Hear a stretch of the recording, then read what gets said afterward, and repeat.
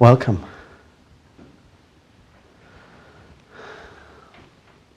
This is kind of the beginning of my day, so it'll take me a few minutes to get warmed up. And who knows, I guess you guys have already started getting warmed up because you're doing pictures of hypnosis and that sort of thing.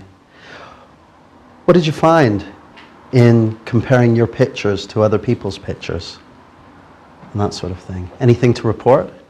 Some similarity. Yeah, what sort of similarities? The sort of the open mind, the seeking sort of clarity and realization, that sort of stuff. Clarity, realization, seeking. What other sorts of things? I guess it previously has been traded with a degree of mystery, don't look into your eyes, whereas now it's perhaps accepted as a way again of clarity and improvement and enhancement. Sure, I mean there's lots of myths and stories about hypnosis and that sort of thing, and some of them are undoubtedly true. I mean the title of this program is The Secrets of Hypnosis, which itself sounds kind of mysterious and that sort of thing. But one of the secrets of hypnosis is going to be the realization that you guys are already really good at it. And you may not even realize that yet, but that's okay.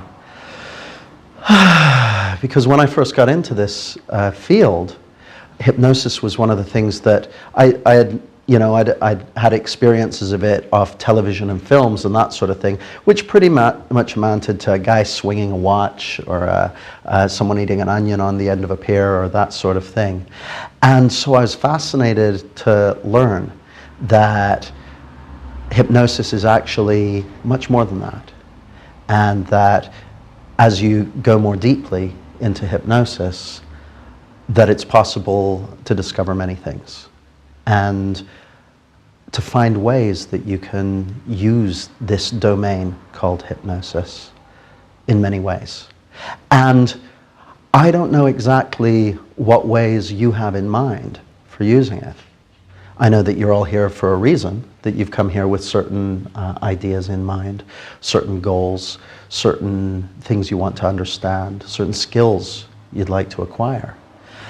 And one of the things I'd like to invite you to do is to open your mind to the possibility that you can have more than what you came for.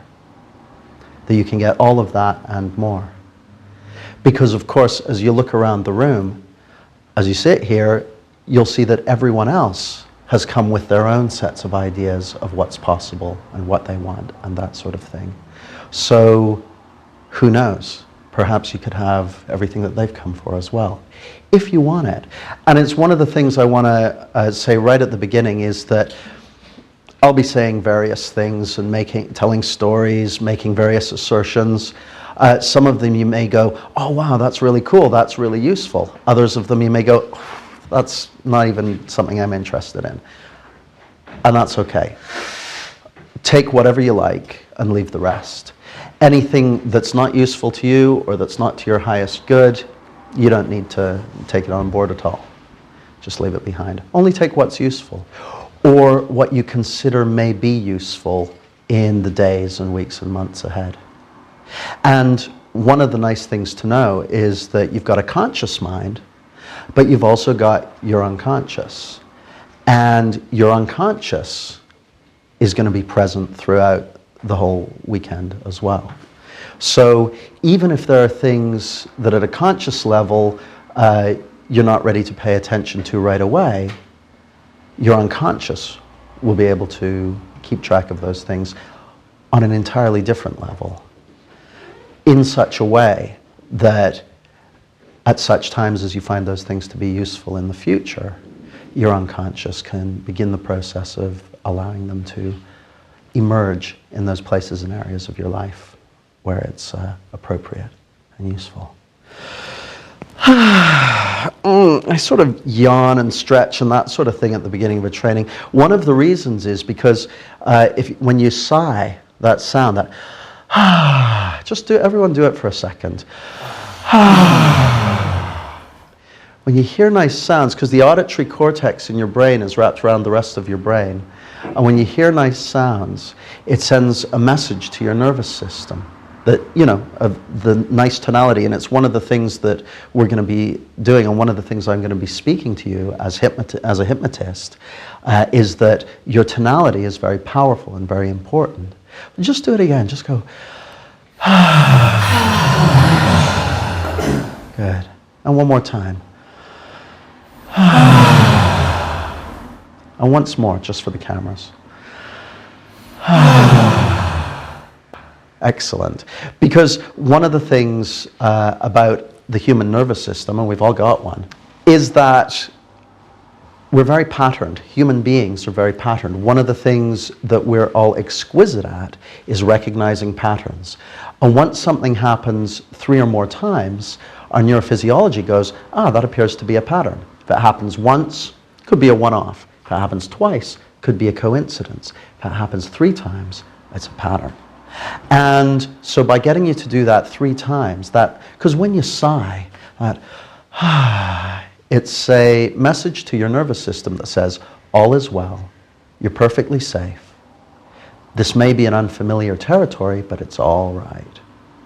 And so it's a way of allowing your unconscious, and your conscious mind can communicate with your unconscious to let you know at a deep level that everything's okay. It's perfectly safe.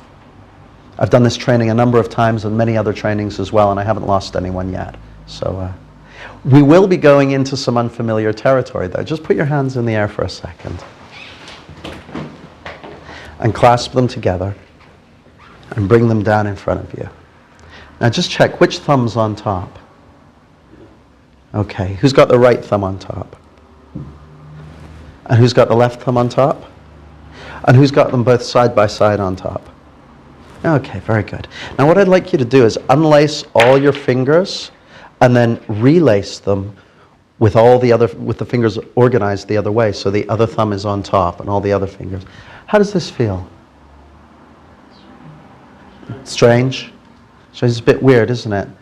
That's because this is the bad way of doing it, and it's been there your whole life, this way of doing it, but you've never done it till today. Just go back to the other way and go, good, we're back to safety, back to normal. Oh, that's good. Now go back to the other way, and then back to the first way, then to the second way. Go,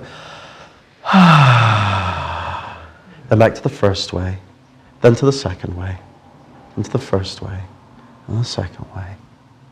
Now, how does this feel? So it's going to be okay for some people. For some people, it'll still be a bit weird. Who's it still a bit weird for? Sure. Because, see, your neurophysiology, we learn from what's different, but we like what's familiar, and for a very good reason. What's familiar was good enough to get us alive in one piece to today. Doing what's familiar works. It's got a proven track record. Whereas the unfamiliar, the unknown, that's a whole new ballgame. And we may want to do something that's unfamiliar, to step into the unknown, but our neurophysiology has some sensors, some sort of alerts that go off when we take that step into the unknown, because it's unproven territory. It might be fine, or it might not. We don't know. And so what a lot of people in our society have had the unknown coded as is as being dangerous, or being bad, or being frightening, when in fact the unknown is just that. It's unknown. And so, does anyone in here have cats? Or has seen a cat? Or? This is, in the hypnosis game, this is called compliance, by the way. If you get people to put their hands up enough times and answer enough questions and that sort of thing, then they're moving in the direction you want them to. And speaking to you as a hypnotist, it's useful for me to get everyone moving in the same direction. Because, like I said at the beginning, I don't know exactly why you're here, but I can guess that you're here to learn something new, to learn something that you don't already know. And in that statement is a presupposition. And that is, given that you want to learn something you don't already know, you are by definition choosing to step into the unknown. Is that not the case? Mm-hmm. On some level. So that being the case, if you watch a cat go into a room that it's never been in before, it slows right down. And it opens up the senses. Its eyes open wider. its ears open wider and start to turn. And it moves slowly, taking one step at a time, soaking up all the information and evaluating what the situation is, using all its experience, but also all its instinctual natural ability to make evaluations about what's valuable and what's useful and what might be unuseful or unhelpful. And then what you find is that very, very quickly, as the cat starts to, feel a sense of comfort and safety, it then starts to speed up. So it's a bit slow going at first, but then what you find is that the more quickly you start to determine the fact that you're in a safe environment, the more quickly it goes. And before long, I had a cat called Pinky. This cat is so tenacious, she can climb straight up wallpaper. She's like that, literally straight up the wall. Very strange. I never saw it in anything before. I never saw anything that could do that. But the degree of tenacity is amazing. And one of the things that I guess you guys may not have realized, but that you'll know instinctively, is that you have that same level of tenacity. You may not have the fingernails for it, but you have that level of tenacity. Because if you think about it, when you were a child, you learned to walk. You learned to talk. You didn't even have to go on a training course to do that. You just did it. And you did it at a certain point in your life. And even going further back, when you were born, if you look at a newborn comes into the world, and the first thing they start to do is to create a map of their world, a map of themselves. And just do something for me. Just touch your finger to your nose. Then put it back down. There was a time when you couldn't do that, when you didn't know how to do that, when you didn't even know that this was a finger, you didn't even know that this was a nose, and you didn't even know that there could be a relationship between the two of them. And yet now you do it, and you don't even know how you do it. You just send your attention in that direction, and it happens. Isn't that amazing? Well, I'm quite easily impressed, but if you think about it, you started to create that map of you, of who you are, and what the world is, and who the other people in the world are, and what the relationship between them is. But I went to London a while ago.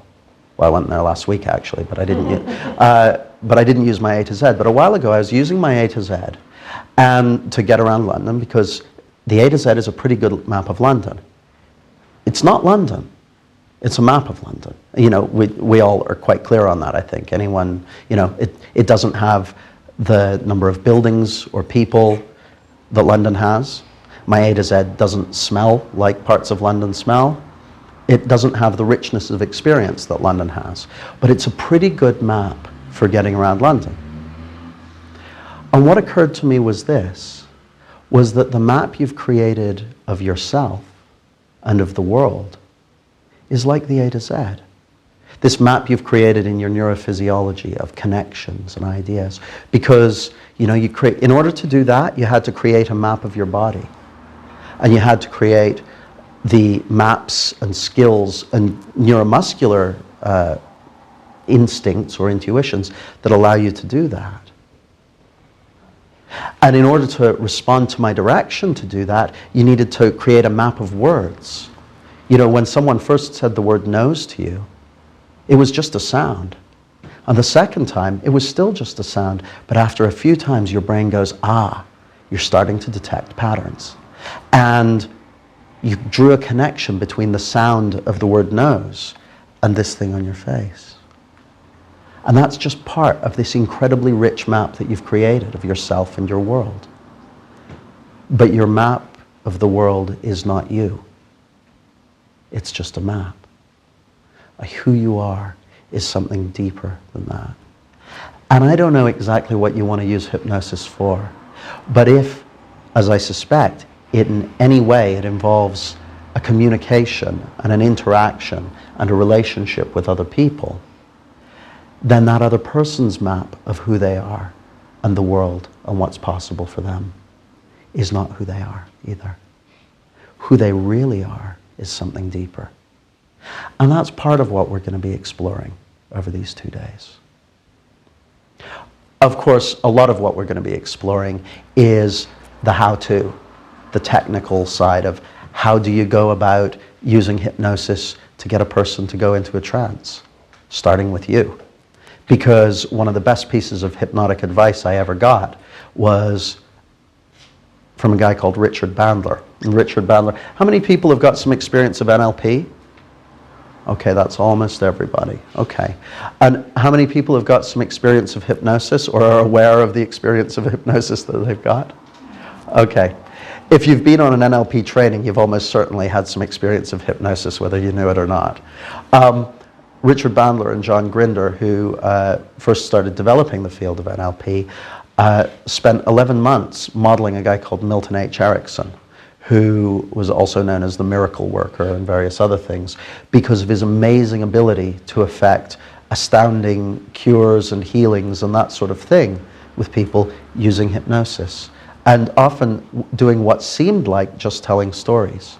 And they created a model of Ericksonian's use of language, and that's part of what we're going to be exploring these 2 days. And one of the things that Erickson said was that he never had any resistant clients because he never tried to get them to do anything they didn't want to do. And I'd also heard him say that he never asked anyone to do anything they couldn't already do.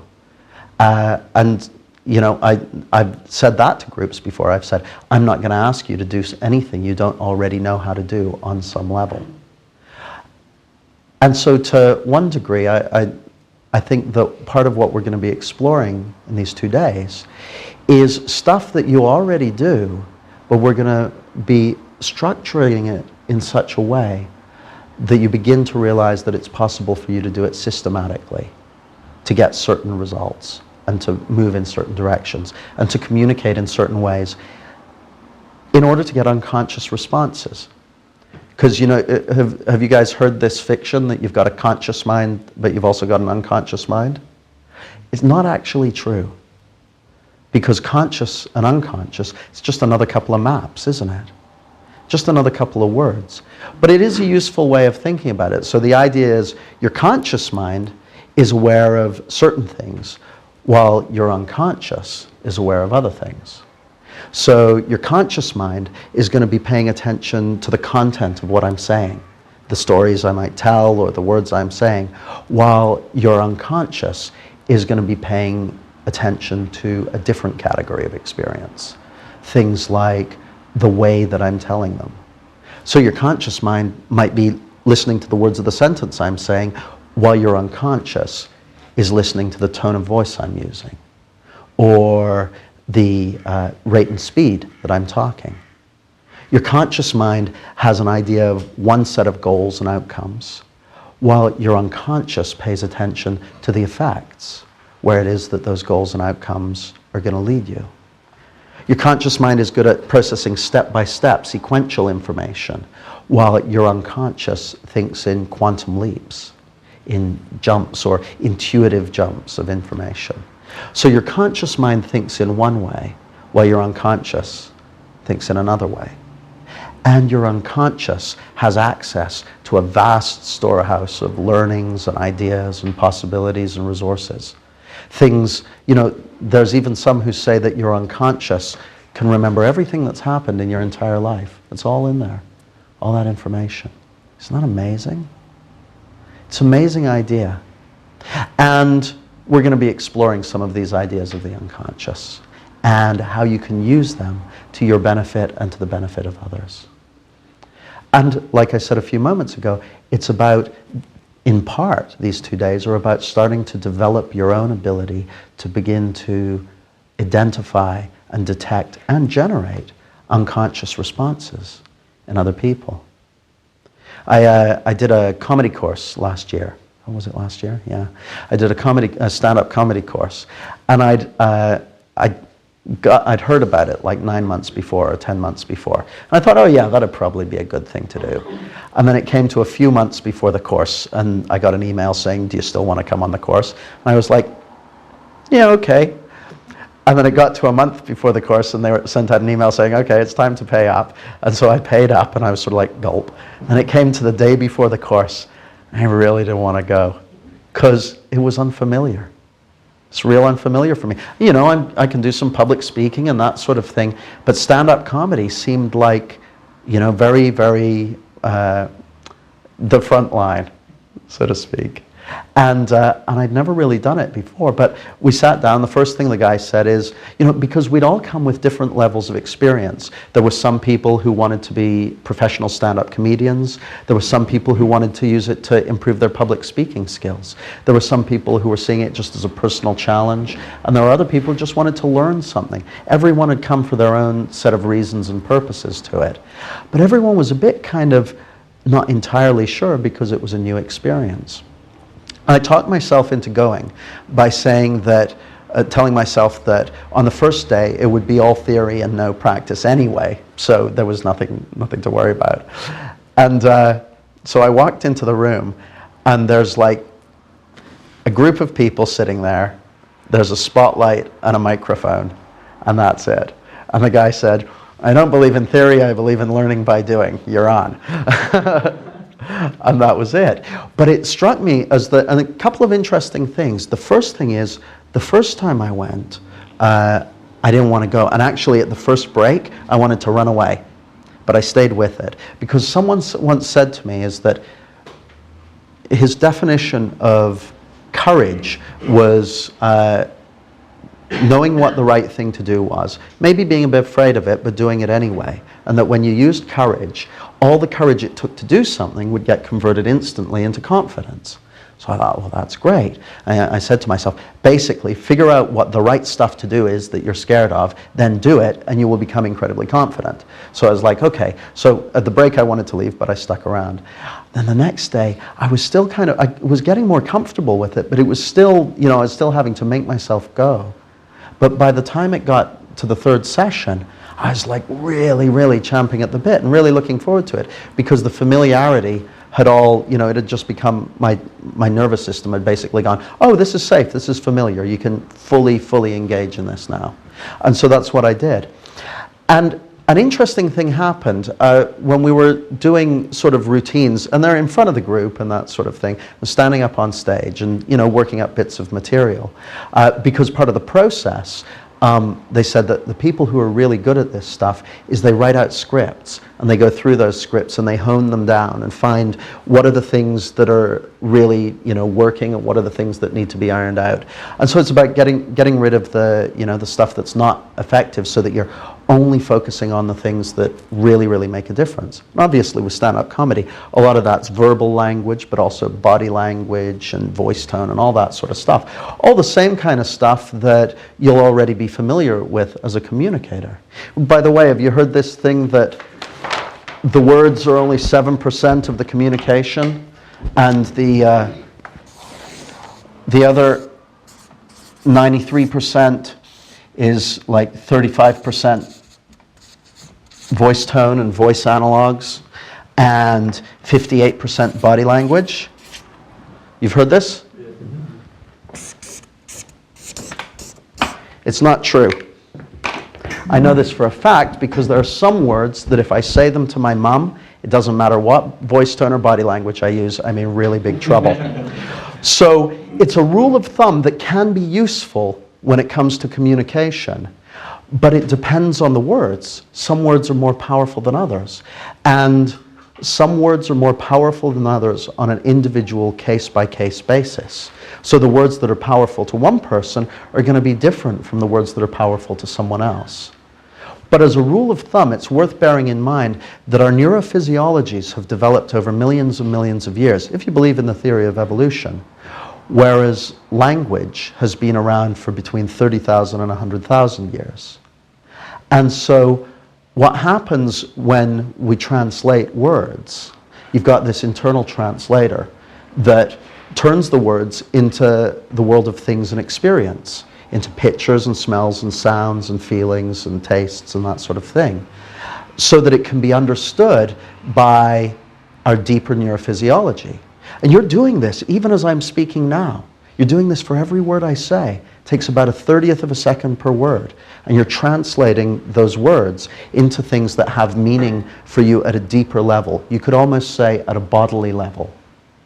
And so a great deal of the power of language comes from using language in certain ways so that your delivery ensures that the words you use have great impact and power.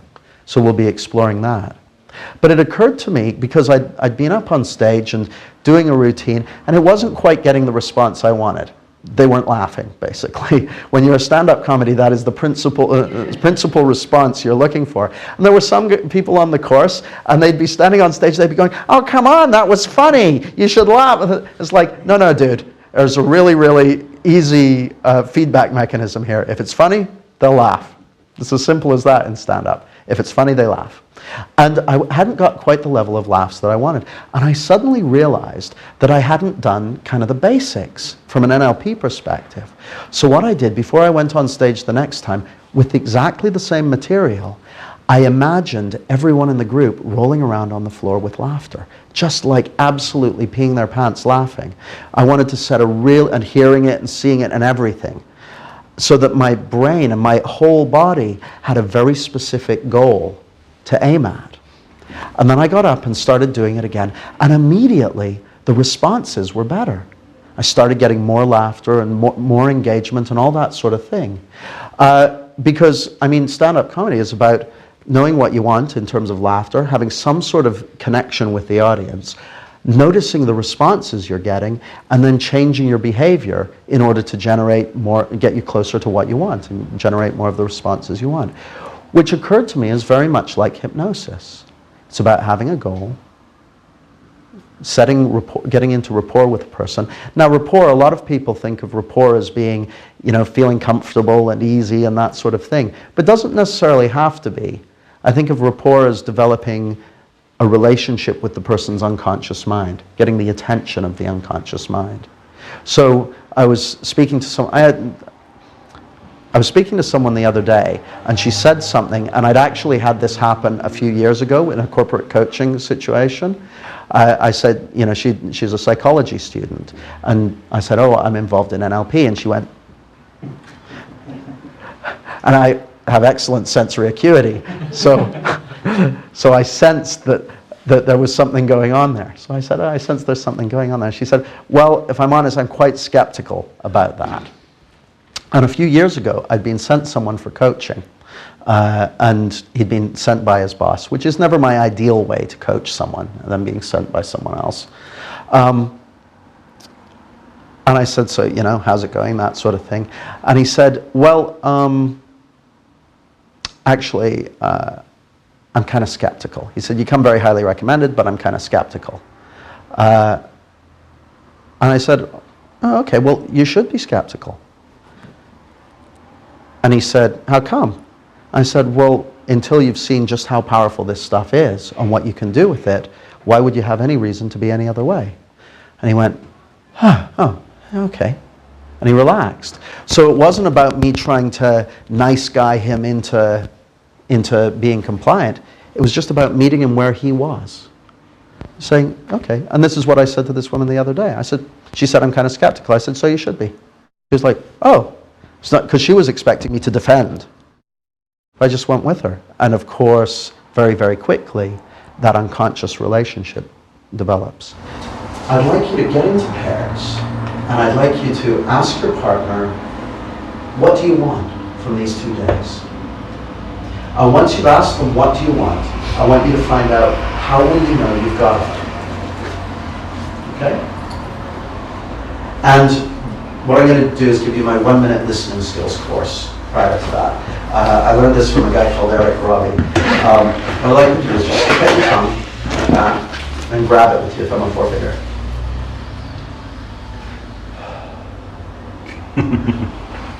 Goes kind of quiet inside. Hold on, keep holding on. Goes kind of quiet inside, doesn't it? See, mind and body are one system. And when your tongue moves, you have tiny micro muscle movements that trigger internal dialogue. But when you shut off the internal dialogue, it's much easier to pay attention to what's going on the outside. It's not very practical, to be do it like Just this. going to say, it's not a useful device at all. We can, a whole day. Hold your horses, Shirley. We'll get there. So here's what you do. Take your tongue and put the tip of your tongue against the back of your teeth, where the back of your teeth reach the roof of your mouth, your upper front teeth.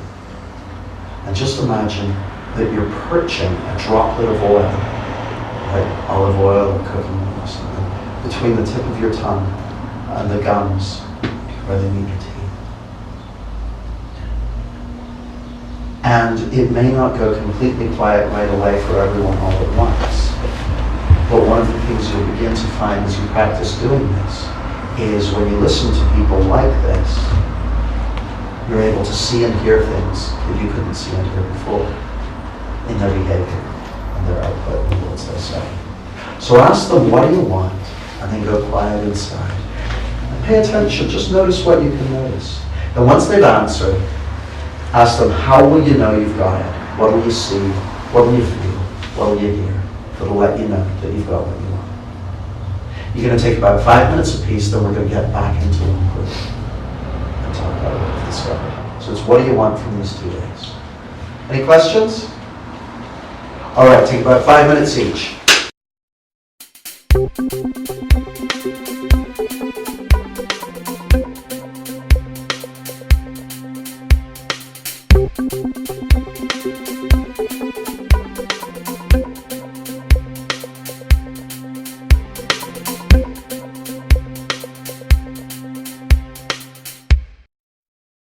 So what sort of things do people want? Just to give me an idea. Clarity. Clarity. And how will you know that you've got clarity? Personally, I would have experienced the event. So the unknown would then become the known and would become clearer. Okay, so when you look back on the experience, you'll be able to observe this process of the unknown becoming known, and it'll be clearer as a result. Okay, great. And what do you suppose has to happen for that process of the unknown becoming known to take place for you? I'd have to go through I'd have to experience it. Okay, so it's just a matter of, having that experience one or more times, and then you'll be able to look back on it and know. Yes, because at the moment I've got an idea of what's going to happen. And just it's different, so there's a little bit of aversion to it maybe, or just not knowing about it. Just the not knowing. Sense of little bit of concern. But once you've experienced it, then that goes away, the concern goes away, and there's a peacefulness left behind. Sure. And that peacefulness, what's your experience of that when you have it? It feels calm. I feel contented. There's just a warmth. So it feels calm, you feel contented, and there's this warmth. Where is that warmth? In the stomach area. So it's in your stomach and it moves sort of in that direction quite quickly? Or is it a It stillness? just settles like a fog. Like a fog, and a warm fog that just settles. Okay, and just check on the inside. How long does it take to settle?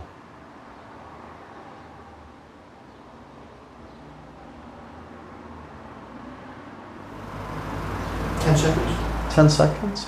And to what extent are you able to, experience that now?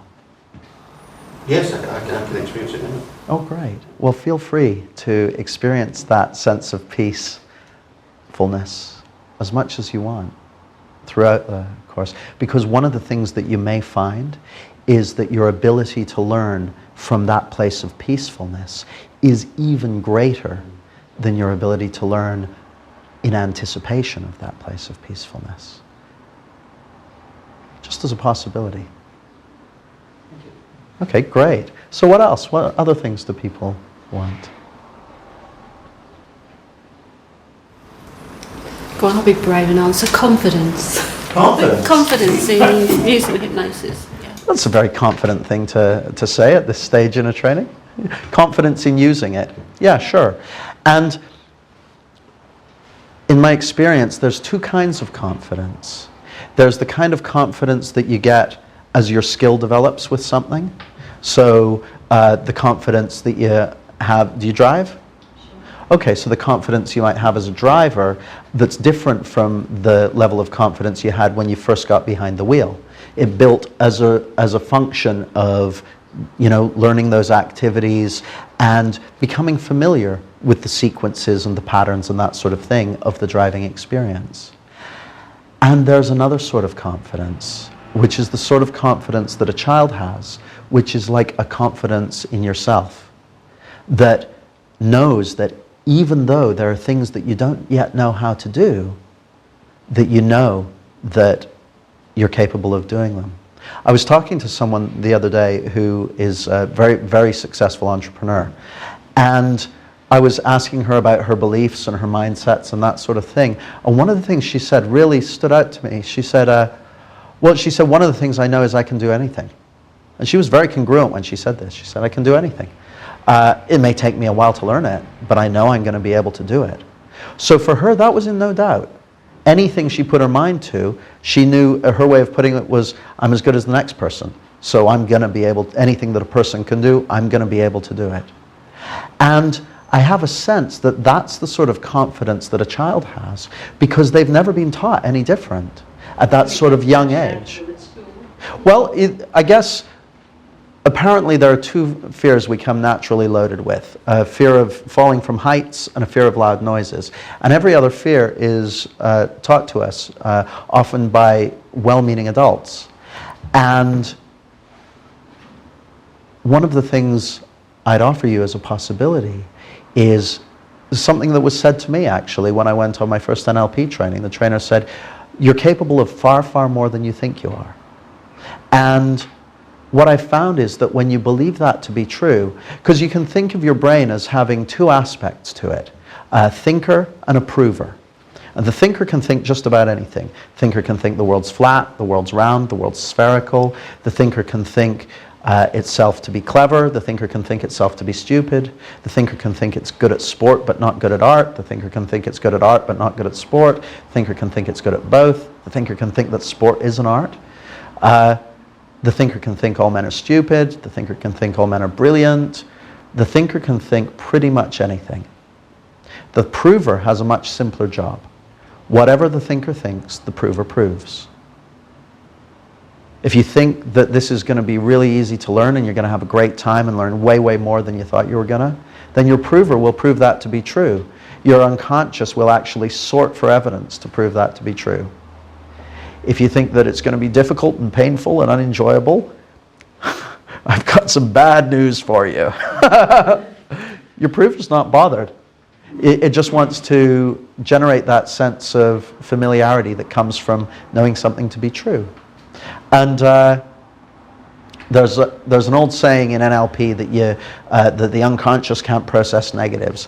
And while that's true on one level, it's sometimes overused. But one of the things I've found to be true is that if I'm going around looking for my keys, and I'm going, I can't find my keys, I can't find my keys, I can't find my keys, you know what happens? I can't find my keys. And if I just change what I'm saying to myself and start saying, I can find my keys, I can find my keys, I can find my keys, I find them. And I've tried that with my daughters, and it's exactly the same. Not, I can't find my daughters, that would, no, but when they can't find something, I just get them to say, I can find it. And it usually takes less than 30 seconds, even if they've been searching for 10 minutes previously. You just change what you're saying to yourself to be something that supports you and supports the goals and directions that you want to move in. And you find that things are different. Things will change because your filtering system changes. So my sense is that for you, Jean, that a lot of it's just the confidence that comes with having enough practice and having the opportunities to catch yourself doing something right. And to really start to notice the ways in which you're already doing this stuff well. Does that make sense? So how will you know when you've got that confidence? I already do hypnosis. I worry about it. that I'll stop worrying about it and I will simply do it intuitively, knowing in my head and my heart that I can do it. Okay. So it's a total different feeling. So you like stop worrying about it. Stop worrying and just do it. And instead it'll just be this Yeah. unity and just doing it. And what will your experience of that be once you're having that experience of having your head and your heart aligned and just doing it? I'm going to want to do more of it. You're going to want to do more of Yeah. it. And when you're in the process of doing it, how will you sit, do you suppose? When you're talking to someone and you're just doing it? When I'm just doing it. Yeah. Just, my body language will change. I will feel different. How will you feel? Strong. You feel strong Sure. and Yeah. sure. Strong and sure. And Where do you feel that sense of strongness and sure, that I strong, feel it. sure feel? I feel it everywhere. So, right, Yeah, so yeah. it's, oh wow, okay. So it's really something physical that you can get in Absolutely, touch yeah. with. It is, yeah. Okay. And how does it feel when you think about what you want like Sorry? that? How does it feel when you think about what it is you want with that sense of strongness and sureness? How does that feel? I want that. Yeah. I really want that. Just out of curiosity, what if you already had it and you just didn't realize it? Damn. Would that be okay for you to discover? Yeah, sure. Because one of the things I often say to people on trainings is the stuff you've been searching for, I'd like you to open to the possibility that you can have it today. See, I'm all in favor of practice and working for things, but I'm not in favor of working any harder than you have to. And it may be that you already have everything you need to be able to have that confidence. And instead it's just a matter of letting go of something that's not serving you. Does that make sense? So, okay. Oh, well, I'll look forward to watching as your own discovery of that sense of confidence, which is already there, beginning to emerge. Good. Okay. Who else? Or what else?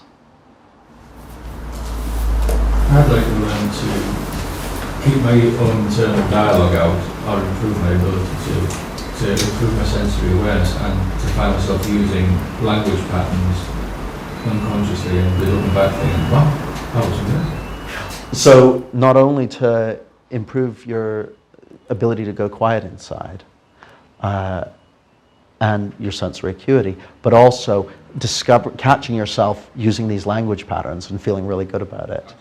So now it raises an interesting point. For all I know, you use these language patterns all the time. And so what you actually want is to catch yourself doing it. Is that correct?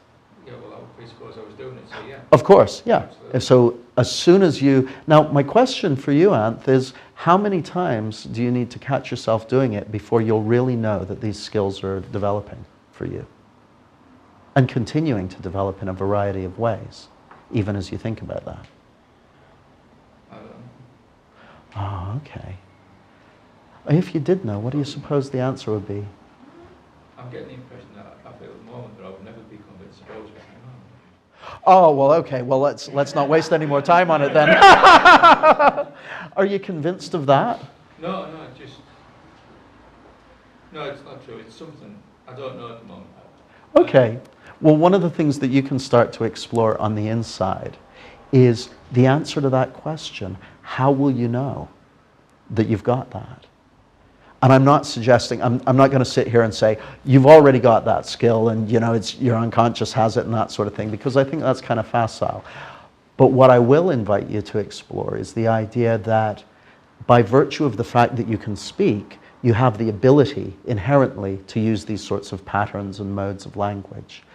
And it's purely a matter of allowing yourself to have enough experience to immerse yourself, so to speak, in such a way and in so far that you can allow your unconscious to start to notice the patterns that allow you to use them more intentionally. Does that make sense? Okay, great. So, and that's one of the things we're going to get plenty of experience with over these 2 days. Great. One more? By the way, the stuff that you guys want, feel free to come and tell me or to pitch in at any point during the training. Also, I should have said at the beginning, I'm going to say all kinds of things over these 2 days, and some of them you may be going, that's not true. Feel free to call me on it. None of the stuff I say is true. It's all just a story. You've heard this statement that the map is not the territory. The stuff I'll be telling you is not true. It's just one way of looking at stuff, one way of perceiving stuff. It's a way that I've found particularly useful in my own life and in the lives of many of my clients, but that doesn't mean that it's right for everybody. And if you say that's not true, I'll probably agree with you.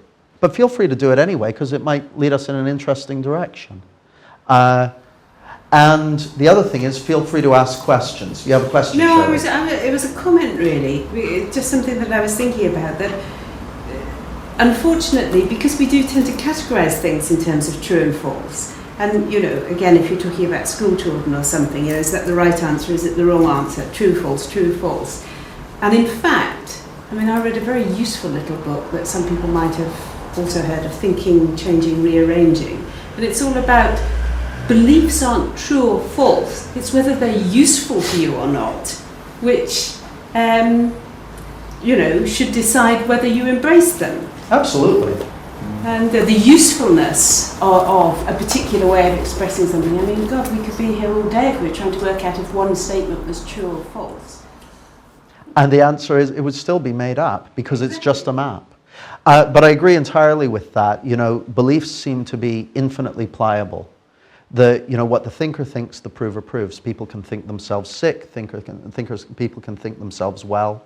If you think you're going to be brilliant at hypnosis, then you'll prove that to be true. If you think you're going to be crap at it, you'll prove that to be true. So you get to choose. If you start to think to yourself, you're a superb hypnotic subject, or if you say to yourself, I am a superb hypnotic subject, and really start to pretend as though that's true if you don't already believe that fully, then you'll start to find that that gets proven to be true over the course of these 2 days and beyond. So whatever the thinker thinks, the prover proves. And I'm not going to suggest that any of the stuff that I'm saying is true, but it is in fact useful. And you reminded me of something, Shirley. I was listening to a guy called Stephen Gilligan, who's a superb Ericksonian hypnotist, talking about meeting with Milton Erickson. And one of the things that Erickson said to him or someone in the group he was with is, you're going to have to let go of your fixed ideas about the way things are. Because hypnosis and moving into the domain of hypnosis is about moving into a place where there are far more possibilities than you may previously have considered to be true. And that's great news, because where there are possibilities, there's also new capabilities that you can explore. So that's a good thing. Hypnosis. Well, I thought I'd talk a little bit about hypnosis, starting with the question, what is hypnosis? What is hypnosis, guys? What do you guys reckon?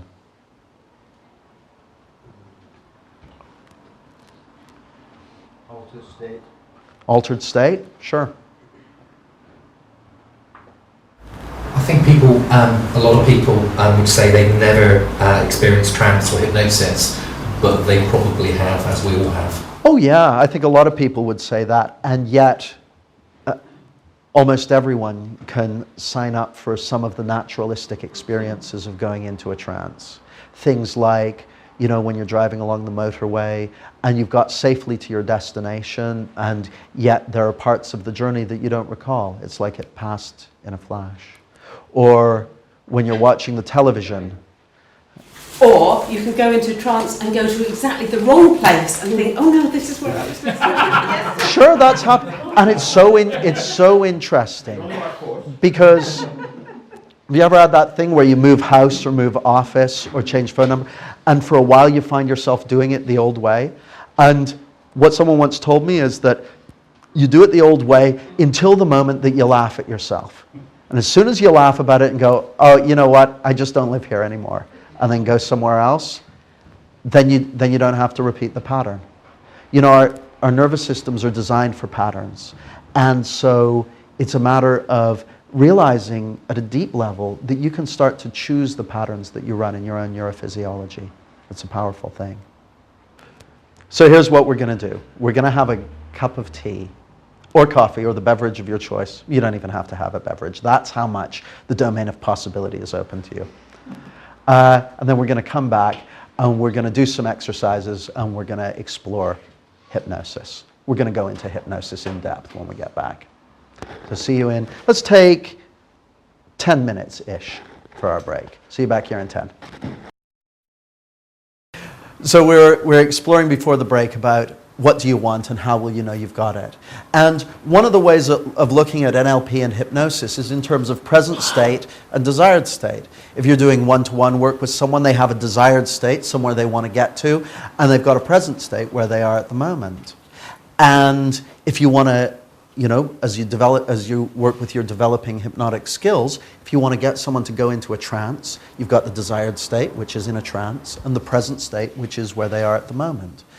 And the process of NLP is of knowing where you want to go or where you want the other person to go, getting some kind of rapport in the situation, which is about having relationship there on some level, and then starting to do something and noticing what results you get, having the sensory acuity to notice what the results you get are, and then having the behavioral flexibility to do different things to elicit different responses. And that's sort of, in a nutshell, that's the structure of NLP. Know what you want, get rapport, have the sensory acuity to notice what you're getting, then be flexible in what you're doing so that as to elicit different responses. And there's a very interesting thing, which is, I think part of becoming good at hypnosis is about getting into rapport with yourself. Now that may sound like a strange thing to say, getting in rapport with yourself. But what I find a lot with people is they'll say, I want to be really good at this, or I want to be doing that, or whatever it is, whatever they're trying to get themselves to do. And they're saying sort of, I got to get those skills, otherwise it'll be terrible. And they're not happy with where they are at the moment. And for me, part of your ability to make really, really rapid progress with anything is to accept where you are at the moment. As you sit here listening to me in this room, you've come a certain distance to come on this training. And you've got certain things in mind, certain things that you want to experience, certain learnings you want to get. And there may be certain things that you want, certain things that you're not entirely happy or comfortable with. There may be certain things going on for you, I don't know. And what I'd like you to do is, in whatever way it makes sense for you, is just explore something. I'd like you to accept yourself exactly as you are right now. Just go inside your mind and just go, I accept myself exactly as I am. And what I'd like you to do as you say that and after you say that is just notice how your neurophysiology, your body and your mind respond to that. I accept myself exactly as I am. You may find that there's a part of you that protests, or some aspect of you, and there may be a voice or a feeling or a picture. There may be some disagreement. That's okay. Because it's nice to realize, isn't it, that whatever comes up is also an aspect of you. And so you can then say it again. I accept myself exactly as I am.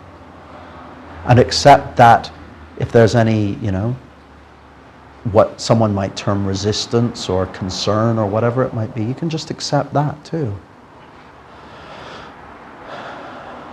If any feelings come up of, I don't know what those feelings might be, but feelings of discomfort, you can accept those as well as being aspects of your experience. And just say it again. I accept myself exactly as I am.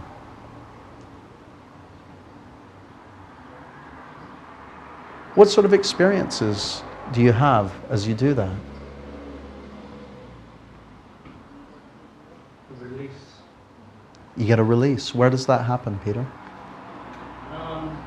There's a natural resistance that tends to be in there about certain things until you then focus on the point of concentrating on bringing it to your awareness, and in fact, it's okay.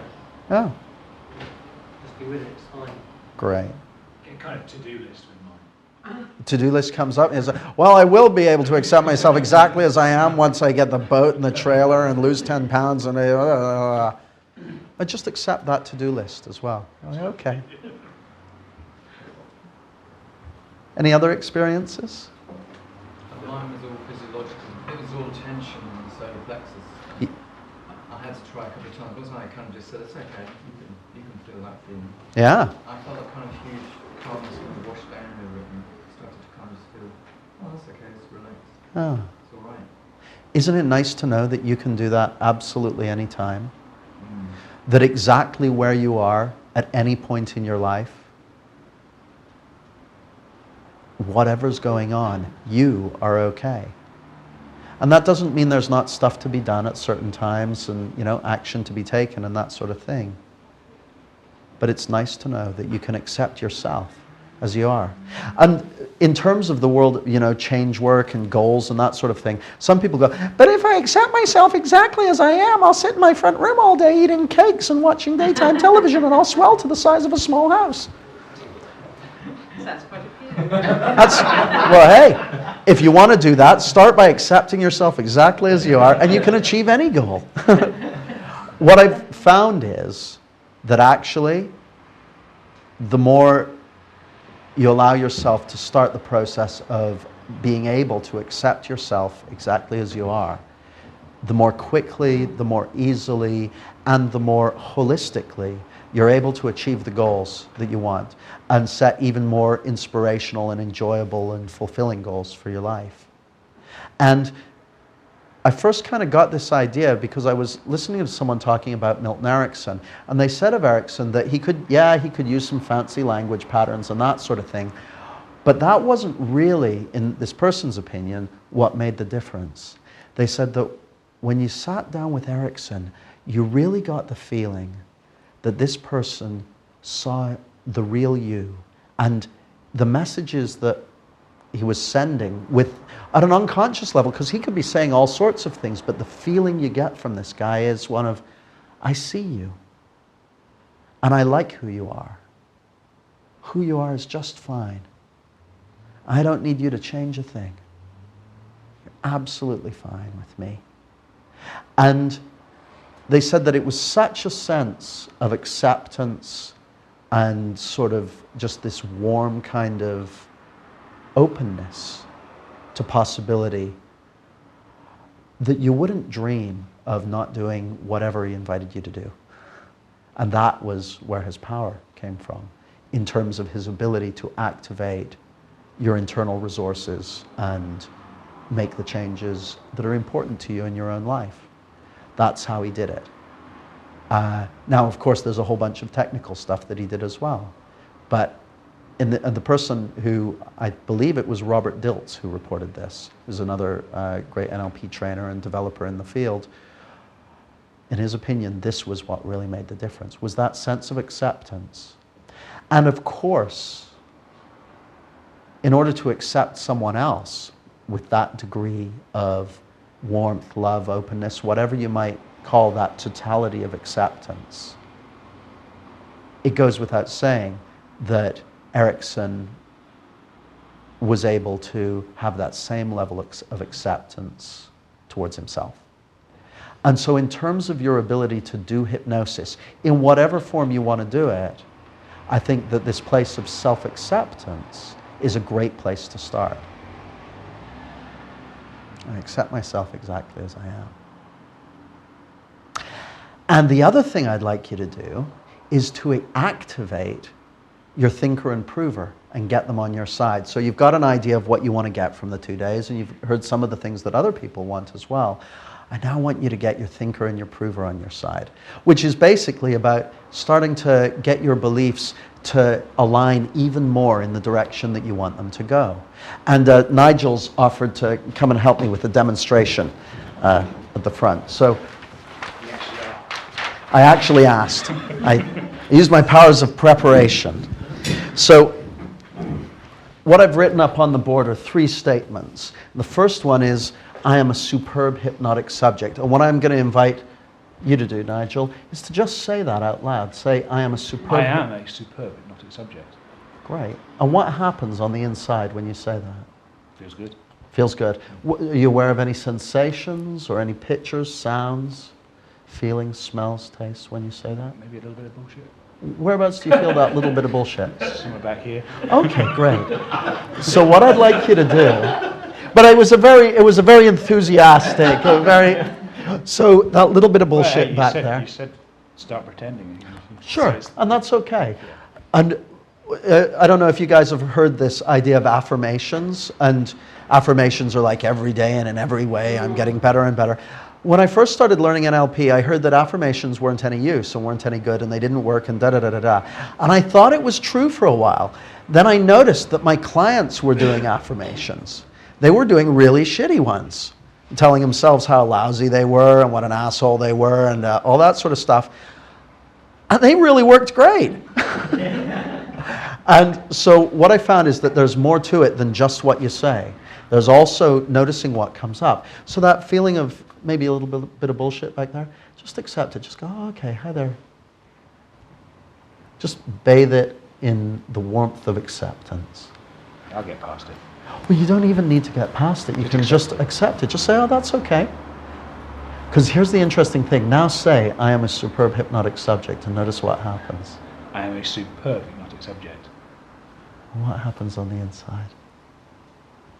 It's maybe just a bit more convincing. That's interesting. And what about the little bit of bullshit back there? What happens to it? It may be exactly the same, or it may have changed in some way. I think possibly because I'm a journalist, there's always a little bit of bullshit.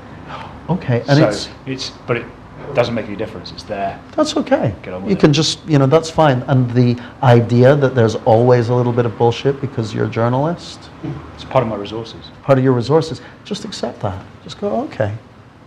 And then say it one more time. I am a superb hypnotic subject. Okay, great. And what do you notice going on inside? You get any feelings with that? It trips off the tongue a bit more easily and Trips off the tongue a bit it's more? Any sensations on the inside? more relaxed More relaxed. Where do you feel that? throughout. Okay, great. And just say it one more time. You can say it from that place of feeling more relaxed. I am a superb hypnotic subject. Okay, great. Cool. So let's do the next one. I can learn and change quickly and easily. Yeah, I can learn and change quickly and easily. Yeah, a bit more BS with that one, isn't there? Isn't it nice to know that you're able to detect those things so effectively on the inside? It's a skill. Yeah, it's a great skill. So just accept that. Just go, okay. Where do you feel that bit more bullshit? Yeah, that's probably down here, that is. Yeah. So just breathe into it and just go, oh, hi. That's okay. See, this isn't about, put out your hand for a second, Nigel. Now, I want you to, no, that's right. The harder I push, Nigel is exquisitely pushing back equally as hard. He's balancing whatever pressure I put. And it's the same on the inside. If you push to try and push away something on the inside, it pushes back. Our neurophysiologies are designed with this perfect balance. So this approach isn't about faking it till you make it and say it, say it, say it. It's rather about accepting. So say it again and just notice what happens when you go, oh, that's okay. I don't need for it to change. And you don't need for it to change. I can learn quickly and easily. And what happens on the inside?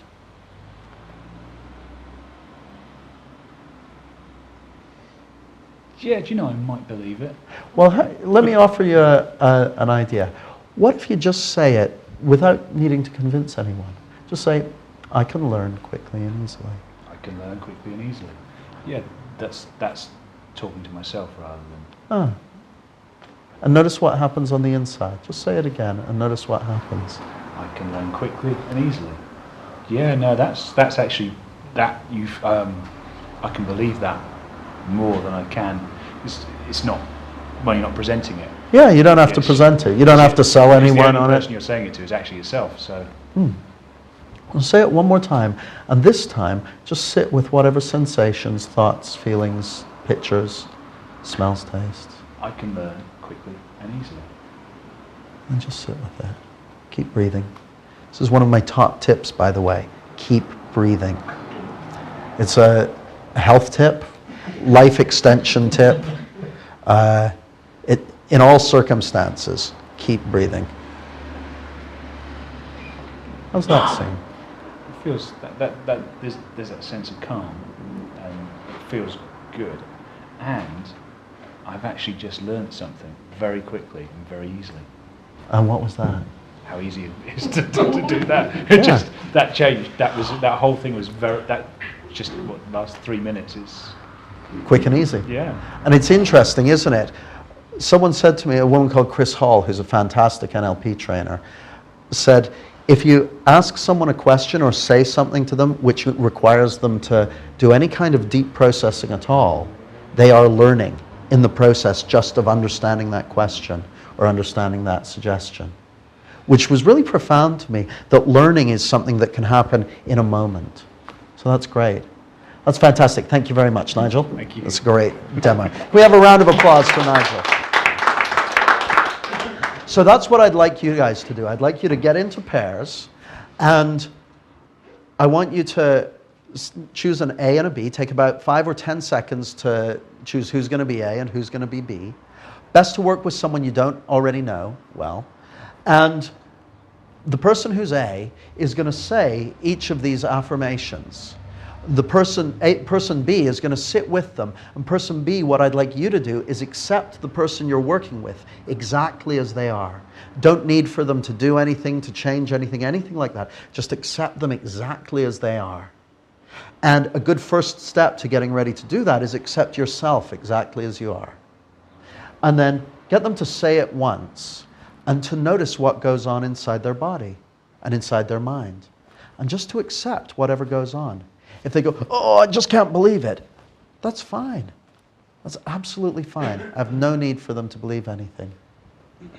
Just to say it once, then to say it again. But to give it a break, give them time to process. You know, words process at one rate, and pictures process at another rate, but feelings process a little bit more slowly. So give the feelings time to process. For reasons I'll get onto later, that's important. Do it at least 3 times for each one, taking a few minutes over each, and take about 8 minutes per person in total for the whole exercise. Let's make it 9 minutes, we'll be generous. 9 minutes per person, so that gives you about 3 minutes for each affirmation. Then swap over, and then we'll get back together here. Any questions? All right. Space yourselves out around the room and get started.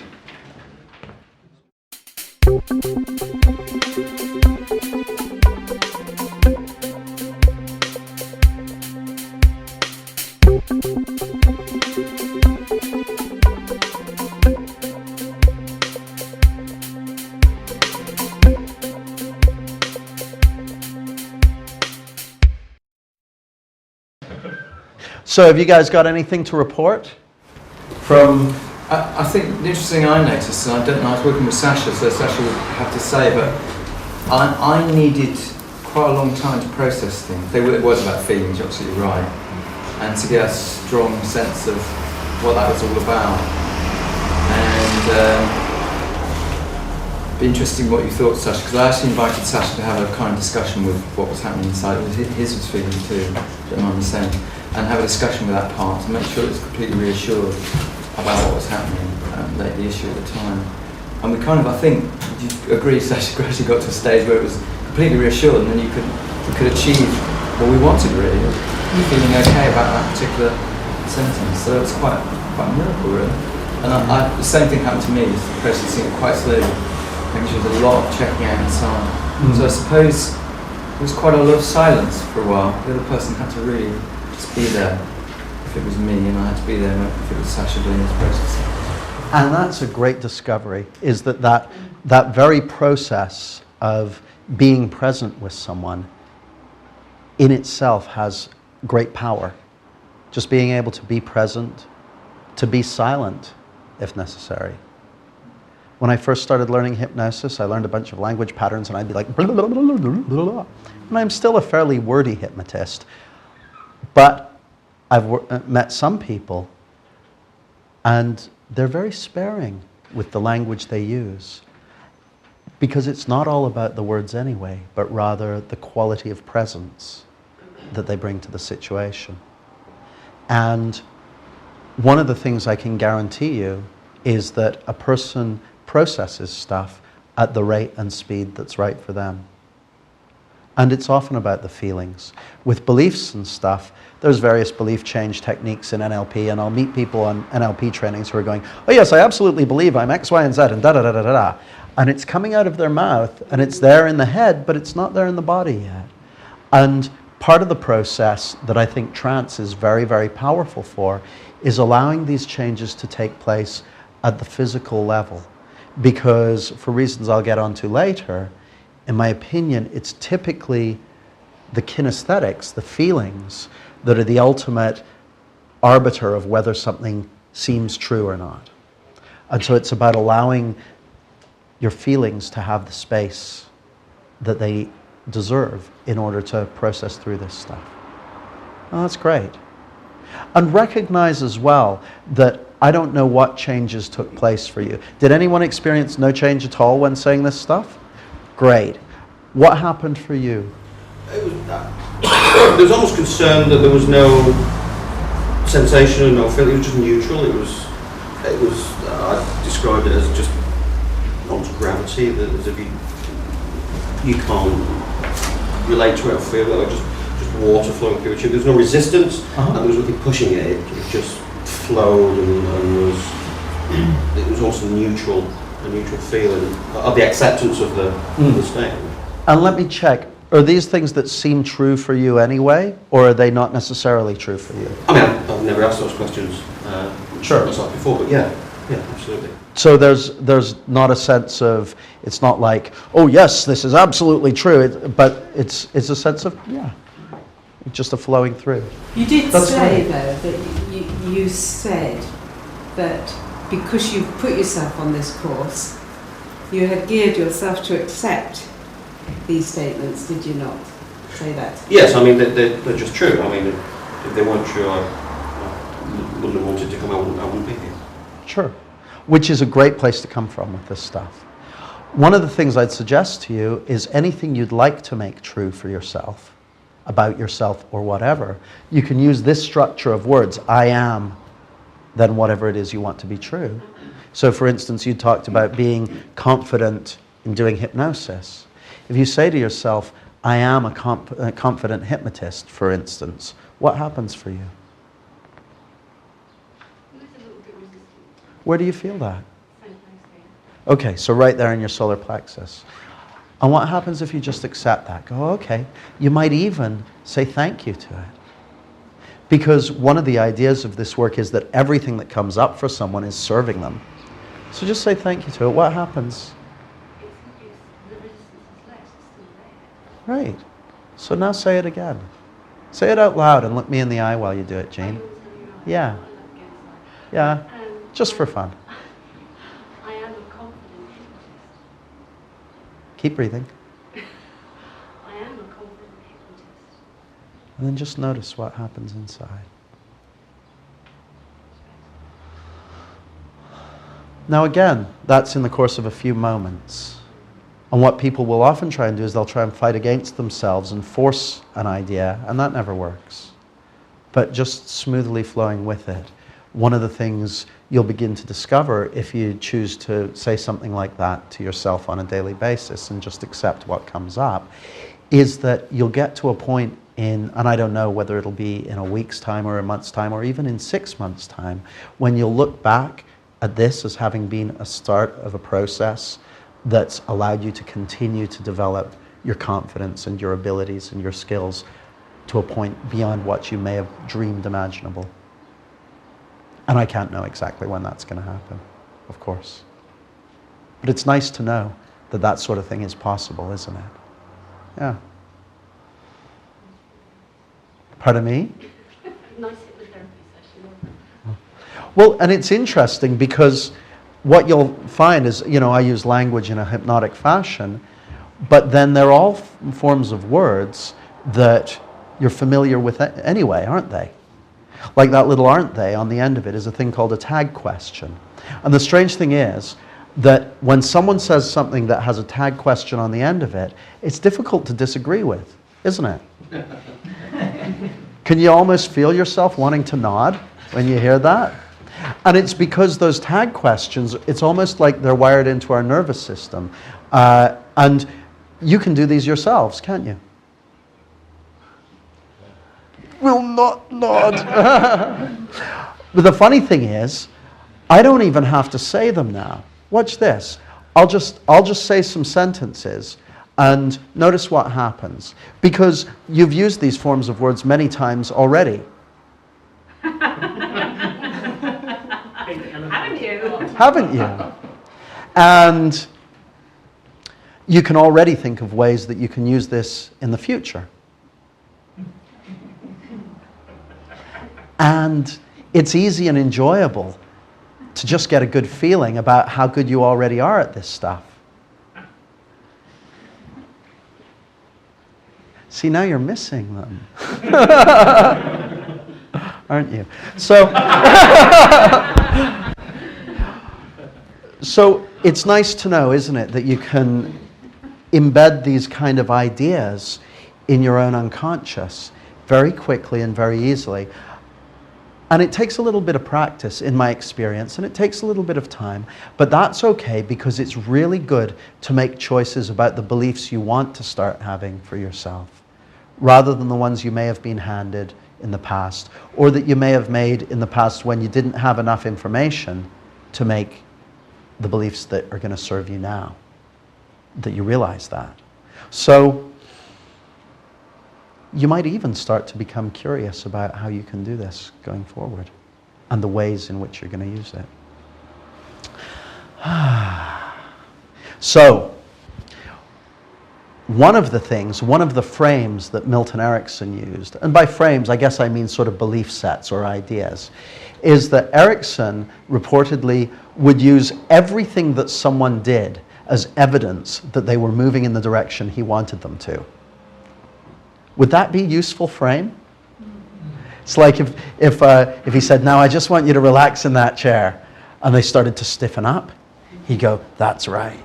That's right. Feel that tension building, because as each nerve fiber starts to increase its tension, you can start to become curious about the point at which it can go no further and instead starts to go back the other way into a state of relaxation.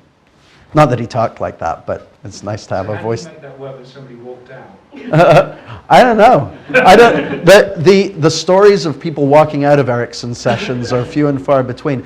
Though there is a story about him taking 460 hours to put someone into trance. Not all at once, but that would be a Herculean show of something on someone's part. But just training someone to go into hypnosis over a very long period of time and to do deep trance phenomena. In one person's case, it took him a long time. You'd lie, wouldn't you? After 460 hours, you'd lie. Well, just go, yeah, whatever you say. Yeah. Can I go now? But that was to get them to a very specific sort of trance that he wanted to get them into. And we're not going to be doing much exploration of very, very deep trance work this weekend. But, you know, one of the things that Erickson was a master of was incredible flexibility.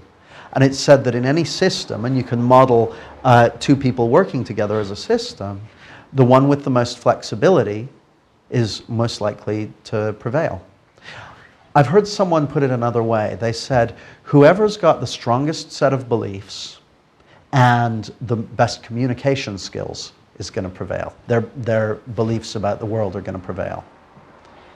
And so one of Erickson's beliefs was everyone has all the resources they need already within them, which is great because it means he doesn't need to put anything else in. And I think that's a great set of beliefs to have. The idea that to take it to an extreme, there's a guy called Frank Farrelly who does a wild thing called provocative therapy. To such an extent, one of his rules is he never tries to be helpful in any way to the client. That's how much he believes that they absolutely... His basic belief set when sitting down with the client is you already have all the resources you need, you already know at an unconscious and deep level how to solve all your problems and go beyond those problems into having the sort of lives that you really, really, you know, would dream of. So his view is he doesn't really have to do anything except kind of provoke those resources into life. And that's what he does with a sense of warm connection. And this is one of the things he says. He says, when you're doing this work with people, it's important to have a warm connection with the person. Like like you have with good friends and that sort of thing. And that's part of how he gets his results, which are excellent results. He's got people with things like alcoholism and people who've been diagnosed with paranoid schizophrenia and all that sort of stuff. He's got a clear-up rate in the 90% sort of range. He's very, very good at what he does. Anyway, what we're going to do next, because hypnosis is very, very visual, in as much as the trance states are feeling states, you could say, but the job of getting someone to go into a trance is very much a visual thing. And so we're going to do an exercise called the That's Right exercise. And I could do with 2 volunteers to join me at the front. Can I have 2 people to help me? Great, we've got Shirley and Peter. So if you guys come up front here, and if one of you can sit in that chair, and then the other one can sit in this chair, like so. God, these are not very comfortable, these chairs, are they? Or Or is it just because my arms are so big? I wonder if there are any other possible choices in that menu of possibilities. There's a no wins. It's all right. And my thighs are going to look big on the video. It's okay. We'll edit in slim thighs. With the miracles of modern video technology, you can change anything. Oh, great. So what we're going to do is, in fact, I'll read it from the instructions so that we get an exact demonstration. You're going to be A, Shirley. You're going to be B, Peter, and I'm going to be C. A believes the following about B. You're a superb hypnotic subject. You are totally resourceful. You can change easily. So you just believe that about Peter. A then makes a mental picture of B going into a trance and asks their unconscious to hold that picture kind of as a goal. So you want to imagine what Peter would look like when he goes into a trance. What you would see, feel, hear, that sort of thing, and make that mental image. Got it? Oh, God, it takes a while. Okay, well, take as long as you like to do that now. Okay? Okay. Great. Now, Peter, your job is to sit there. Okay? Then, whenever Peter does anything that is moving towards your idea of trance, you're going to say, "That's right." Okay? Now, my job, I'm C. And my job is to observe the relationship developing, the hypnotic relationship developing between these two, or between all 3 of us, depending which way you look at it. So when I recognize that A and B are in a hypnotic relationship, I'm going to start nodding. Okay? So let's do that. My suggestion is, with this sort of thing, I'd be very forgiving in as much as I go, pretty much anything that looks like... So for instance, if my idea of Peter being in a trance involves him having his eyes closed, if he blinks, Yeah. that's eye closed. Yeah, good go. And let's see what happens. Do we have any dialogue? Or I'm just, Nope, you're just going to look at him, and then whenever he does anything, and you can look back at Shirley, whenever Peter does anything that moves in your direction of trance, just say, "That's right." That's right.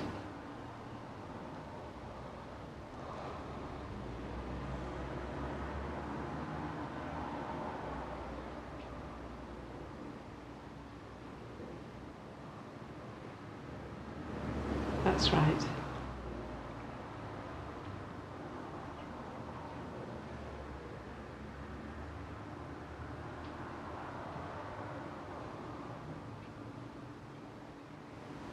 That's right.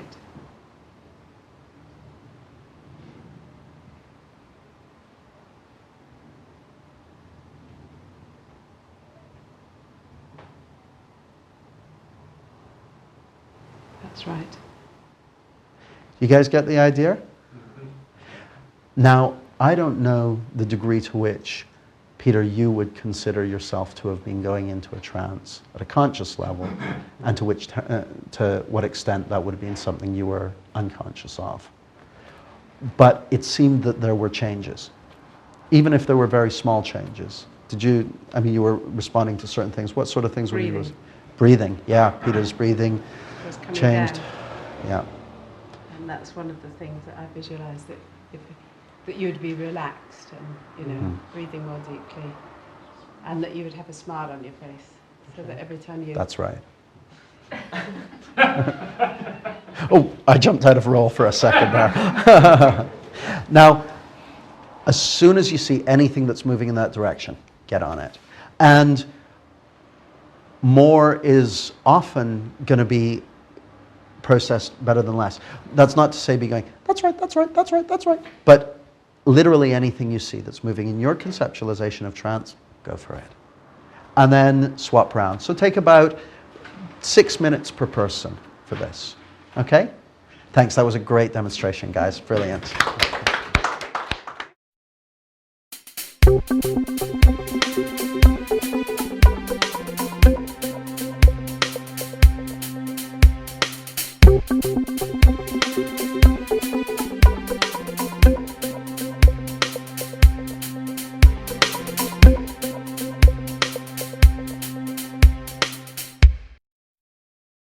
So, how was that? It's good. Anything to report? Yeah, Leslie threatened to slap me.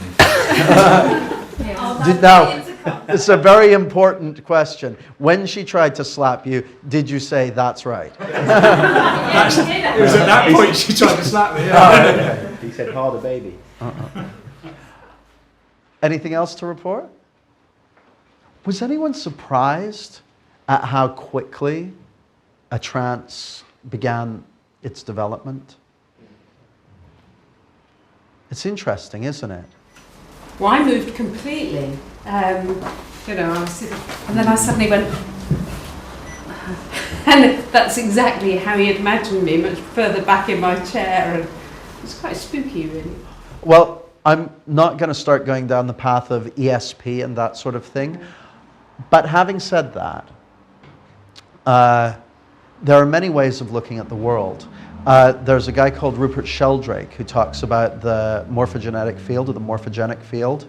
And he talks about, if you look at, is it blackbirds that wheel off of Brighton Pier? These flocks of blackbirds moving through the air. Apparently they've done computer analysis of films of that. And the way that they're moving, there's no way that there's a line of sight communication going on, because it's too fluid. By the time they could see what the other bird's doing and make adjustments, it's already happened. And so one explanation is that they're in other than line of sight contact with each other, that there's this connection between them, and almost as though they're moving as a single entity. And it's possible, if you look at if you get a sea sponge, if you put it through a sieve into a bucket of water, you'll just have a bucket of murky water. But when you wake up the next day, you'll have a sea sponge again. Because a sea sponge is actually thousands and thousands and thousands of microorganisms that all operate together as a superorganism. That's what the formal term for it is, a superorganism. And there are some people who model humanity as a superorganism and say that actually, when you're with other people, I can't remember who said it, but they said, whenever any two minds get together, there is always a third mind which emerges, a third mind which is present. And one explanation of some of the strange phenomena that can happen when you do the That's Right exercise, which was developed by Julie Silverthorne and John, I wrote it down, I can't remember someone's name. John Overdorf and Julie Silverthorne. Yeah, I got the exercise from their excellent book, Training Trances, which has some great stuff in it. That third mind develops and is present.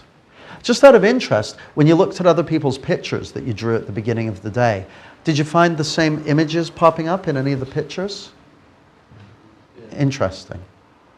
Interesting. Some people would say that's evidence of group mind. When I've done team building work with teams of people, we'll draw pictures at various points in the process, and they start to move to convergence. Now that may just be because we've been talking about certain things and certain things that I've said or that other people have said and seeded ideas into people's minds. But another possible explanation is that in any group, you can model the group as a superorganism. And it's interesting to consider what might be possible for you, whether you're working with individuals or with groups of people, if you were to consider that to be true. It's just an idea, you understand, but you can keep it in mind. And it's one of the reasons I think that the idea of go there first is so powerful when it comes to hypnosis. Because if you are in some kind of rapport with the person you're speaking to, and you start to go into a trance, then they're going to follow you into a trance. It's just a natural thing that happens. And so, to some extent, I would say that your skill as a hypnotist will develop at the rate and speed that you're willing to develop your own ability to go into an altered state. Self-hypnosis is very good for this. So it's one of the things that could, if you were to be looking for some things that you could practice that would really help your own hypnotic ability, self-hypnosis is an excellent thing. And at the end of the day, there's some evidence to suggest that it's all self-hypnosis anyway. That even when you're sitting doing trance work with someone, it's them that's doing hypnosis on themselves. It's one idea. So anything else to report from the That's Right exercise? We suggested that because we went into it so easily that somebody should actively try and resist the trance state, and Leslie was the subject she was trying to resist, and whatever she did, and she just carried on talking and animated, and Nigel was saying that's right, and I was sat there, I was just nodding like that, and she'd get more and more anxious and tired, moving around, and it seemed to be a struggle for him not to go into a trance. And so that's right, and you're in. And it's interesting. I remember one of the first times I was formally doing hypnosis, and it was a friend of mine, and she'd had a number of operations and was having difficulty sleeping. And she hadn't slept properly for weeks and weeks. And she's a very energetic, very giggly sort of person called Gina. And so I said, okay, well, I'll do some trance work with you, Gina. And it was when I had just learned about this stuff and was just practicing it. And everything I said, she would start giggling and laughing. And so what I said was, I just went, that's right. She's like, oh, I'm sorry, I just can't help giggling. I said, don't even try to help giggling. Giggle as much as you want. I want you to giggle and giggle and giggle. In fact, I want you to giggle your way into an altered state. And she kept giggling. She must have giggled and laughed for about half an hour. And then she fell fast asleep and slept for 12 hours. I just threw a blanket over her and left her there in the end. And it's a thing called utilization. We had a visitor a moment ago, which is a little fly which was zooming around the room, and I was going to use that as a demonstration and say, you know, we've got this fly in the room, and who knows, that could even be a reincarnation of Milton Erickson come to bring some positive hypnosis vibes to the gathering. Yeah, that's right. But then as soon as I thought of utilizing the fly, it went and just sat on that window over there. And you can look at that fly now and become curious about just what adventures it's had today and that sort of thing. So this idea of utilizing, of taking whatever the person gives you and just utilizing it. But also whatever happens in the environment, you know, as we listen to the cars go by outside. You might even say something like, as you hear that car going past, you can become acutely aware of the difference between what's going on the outside and what's going on the inside. And as you turn your attention to the inside, one of the things you may discover is that anything from the outside that you hear can actually increase and intensify your awareness of what's going on the inside. Almost as though the more you hear things from the outside, the more you're aware of the inside. Because the inside is where the resources are, where the understandings are, where the learnings are, beginning now to continue the process of developing your own hypnotic abilities. So you can, become curious about the different ways in which it's possible to use this idea of utilization in all sorts of contexts. Because of course, it's not just limited to the area of what we might formally badge as hypnosis. See, my personal belief is that all communication is hypnosis. Anytime you're having a conversation with someone, that's hypnosis. Because the words you're saying, they're having to translate into images and sounds and smells and tastes and feelings on the inside to make sense of it. And so everything you say to someone is hypnosis. And these principles can be very, very powerful. In everyday communication, or when you're doing a presentation, when you're in a sales situation, when you're chatting with friends, anytime, it's still hypnosis. If you're communicating, it's hypnosis. And to up the ante further still, one of the basic ideas or presuppositions of NLP is that you can't not communicate. You're always communicating something. By the way, the presuppositions of NLP, we'll talk a bit about them after lunch. But one of the things I wanted to say, there are things like the map is not the territory, mind and body are one system, you can't not communicate, the one with the most flexibility is most likely to prevail, you have all the resources you need, the meaning of the communication is the response you get, every behavior has a positive intention. These are often, these and others, process can be more powerful than content when making changes. These are often referred to as the presuppositions of NLP. They're not true. They're just ideas. But they can be really useful ideas for communication and for helping people to make change. But, I guess you all want to make changes. Haven't you already made many changes in many different ways throughout your life? So the idea of making changes, in a way, I'd say it takes more energy to hold on to what you don't want than it just to let go and move into what's coming next. It's just an idea. But what I thought I'd talk about briefly is what I call the focus creation cycle, which is this. You've heard the old saying that, do you look at the glass half full or half empty? I always used to find that a very irritating saying. And then I was looking at the way that the human mind works, and there's this principle which is that what you focus on increases. So if you focus your attention on an idea, like my car keys are lost, and then you expect not to be able to find them, I can't find my car keys, I can't find my car. Your mind then sorts and filters anything that disagrees with that expectation or that belief. Then, in my case, I have an emotional response to that. Oh shit, I got to get out of the house and I haven't got my car keys. And I take action on that basis, which involves looking around all the places I already looked and couldn't find them and going faster and faster and saying, oh, I can't find my car keys. And so what I focus on increases. The lack of car keys becomes palpable over time. But I've done this in other contexts as well. I used to do it with training courses. I used to go, I'd announce the date of a training course and I'd book the venue there. I'd go, oh, what if there aren't enough people to run the training?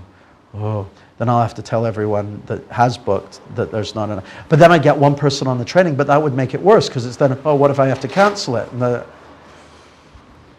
the strange thing is, I'd end up running the training typically, maybe half full or something, and then I'd find months later emails, application forms from people that had sent them in and that I'd lost or ignored or forgot to respond to or whatever. Because I was taking action to fit in line with my beliefs about reality. And so I just changed my beliefs. It's like, now I always sell out training courses. Changed my belief about reality. Of course, what I just started focusing on, as soon as someone books on a training course, I'm like, isn't it great that people want to come and train? And then that sort of creates a belief that there are going to be enough people to run a training and maybe even enough to have a sold out training, which is great because then there's a whole bunch of great people, all who want to learn something cool. and then I sort and filter for all the evidence to prove that true. As soon as I get one booking on a new training course, I'm like, yay, it's already started. I have a positive emotional response to that. I take action to support that. Works the other way. Has anyone ever managed to take a small credit card bill and through the diligent application of this process to turn it into a large credit card bill? Or knows someone who's done that? Well, I'll make a suggestion to you. On forgetting to pay your credit card bills, and hey presto, you forget to pay them and pay the interest as well. Oh, of course. Yeah, that works. That works. What I'd suggest to you is it takes no more effort to have a small amount of cash and turn it into a large amount of cash than it does to take a small credit card bill and turn it into a large credit card bill. It takes exactly the same amount of effort and energy. It's just about what you're choosing to focus on. And the reason I mention this at this point is in the That's Right exercise that you just did, you chose to focus on all the things that were evidence that proved that the person was going into a trance. Started with the expectation that they would, and then you proved that they would. And every time they did, you said, that's right, you took action. You must have had some sort of emotional response to what you were perceiving to take that action, and what you focused on increases. And my guess is for the people who went into really deep altered states, to some extent that will be as a function of the expectation that the other person or people in their group was holding about them. Who had a really, really vivid idea and expectation that the person they were working with would go into a trance, like a real kind of drooling and eyes closed and that sort of thing? Great. A really strong one. Did the people you were working with really go into an altered state? Interesting, isn't it? I mean it. It's as simple as that. You get that idea in your mind. See, when you do the That's Right exercise, you're not just communicating with your words. You're communicating with your entire body, all your voice tone, every aspect of your neurophysiology. And the other person who has a neurophysiology that has developed over millions of years, they're receiving those communications at an unconscious level. You were all doing things that you were conscious of, and you were all doing things that you were unconscious of. And when you create that strong expectation and a visual and a strong, richly vivid image of what you want, then your body goes, oh, okay, I get it. And you communicate on all channels rather than just the visual channel, the verbal channel. That's confusing. Does that make sense? So I'd say from now on, for anything you do, whether it's a communication with someone else or just in the process of setting your own goals for the days, the months, does everyone know they should set goals? Does everyone do it? Do it not because it's good and it's the power of positive thinking and da-da-da. It's because it's how your neurophysiology works. It's how your nervous system works. It's not you should do that because that's a good thing to do. It's how you work. It's just basic, it's making use of the way you work rather than the way you don't.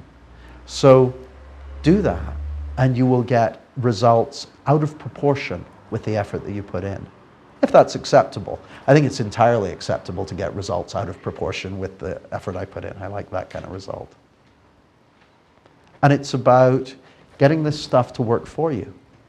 So if you expect good stuff, I mentioned the very successful entrepreneur who expected that she could learn anything and anything she wanted to master, she could do it. She also just really expects that really good stuff is going to happen for her in her life. And they did a study of the world's most successful and fulfilled and happy entrepreneurs. These are people who are all very wealthy, and all these people have enormous capacity to learn and develop and grow and be successful in whatever you define as being successful. And they found that the one thing that these people shared in common, they were working in very divergent areas and that sort of thing, but the one thing all these people have in common is they have an unrealistic level of optimism about what's possible for themselves, what's possible for them and what's possible in their own life. But the funny thing is, by being so unrealistic in their expectations of what's possible for them, they bring themselves into line with that. The funny thing is, I read another study in which they were looking at people who were in less positive situations. And you know who they reckon had the most realistic view of what was possible for them? The most realistic view of their lives? People who were suicidal. Which, if that's true, it says to me that actually the people who are being realistic aren't actually being realistic. Because if you're not expecting great stuff for you, that's not a realistic way to live your life. If you want to be realistic, then it's important to expect much more than you think you're capable of. Because then you'll evolve to prove that to be true. Evolution isn't over. It's in progress. And your mind is very, very powerful. Your conscious mind is powerful, and your unconscious also has many powers and abilities that you can discover in a variety of ways. So, as we get ready to go for lunch, you might like to just relax and allow your unconscious to do the work for a while. And find out what happens when you do that. Any questions just before we break for lunch?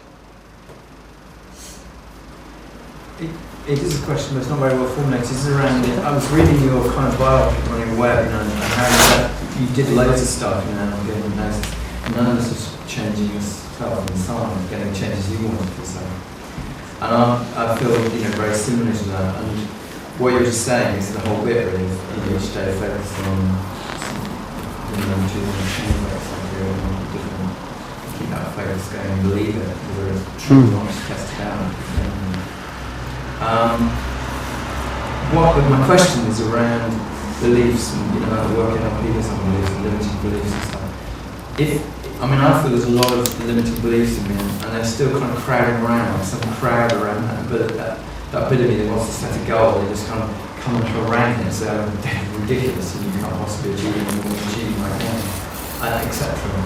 And so, I guess it doesn't seem quite as simple for me. I'll go away over lunch and just state on my subconscious, but it feels quite a struggle to achieve just that simple act of setting a goal or a couple of goals each day and keeping going. And I get that. I can feel that. And I guess one of the things that I'd invite you to do, Andrew, is just to accept that feeling of it being a bit of a struggle. What happens when you just go, okay, feels like a bit of a struggle being able to do that. Oh, that's good. That's a really good start. And as you do that, the other thing you might like to do is to just consider, even at 1 o'clock, as it's just coming up to now, that even just today, you've achieved a number of goals. Now, they may not seem the sort of lofty heights to which you would admit them into the Goal Setters Hall of Fame, but you've managed to show up here. You've managed to make certain discoveries and understandings and learnings already. And all of these are achievements.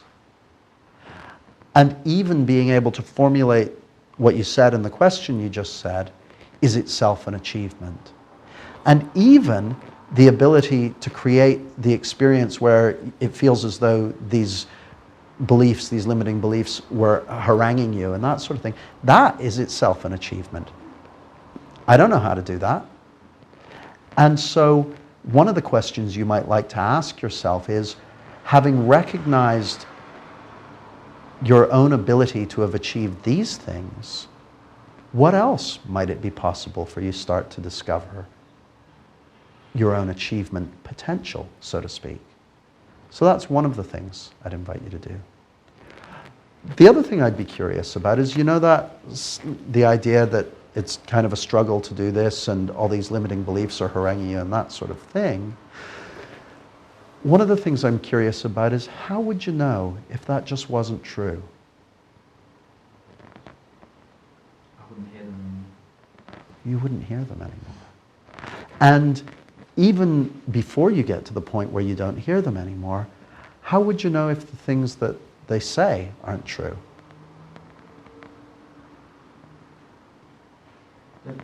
There'd be much less kind of volume and stridence. Okay. Just find out what happens when you turn the volume up for a second. Okay, great. Now turn it all the way down. Not all the way, actually. Down, just down to it's a lot quieter. What's that like? That's different, isn't it? Yeah. Okay, then turn it back up to where it was. Okay. Now turn it down even further. That's right. And how does that feel different? I feel much calmer. That would be a good thing to do then. Okay, I guess. Yeah. About myself. And from this place of feeling calmer, more okay about yourself, you might like to just think about what kind of goals it would be enjoyable for you to become curious about setting. Does that make sense? And just to explore and play with it, not to fight with it in any way, but rather to acknowledge your own accomplishments in having been able to create the experiences you've had so far, and to become curious about what else is possible.